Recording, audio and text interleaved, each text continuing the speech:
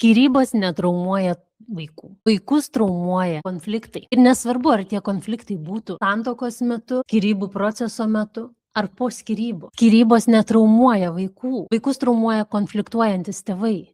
Kai jie nesugeba susitarti tarpusavyje, siuntinėja savo, vaikas girdi, koks jo tėvas blogas, kokia mama bloga, tėtis visada, mama niekada.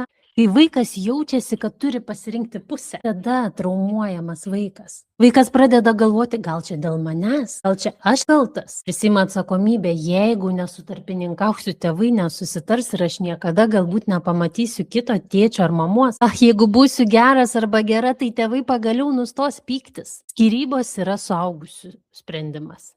O vaikui reikia netobulos šeimos, jam reikia saugumo, pagarbos, jausmo, kad jis tikrai nėra atsakingas už jūsų tėveliai konfliktus. Nesvarbu, ar jūs skyrėtės, išsiskyrę, ar vis dar susituokę.